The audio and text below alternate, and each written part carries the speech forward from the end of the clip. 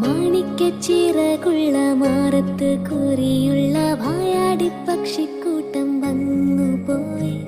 കാടുന്നു കാണാനായി കൂടുന്നു കൂട്ടാനായി ആകാശപ്പുഴ നീന്തി കുതിച്ചു.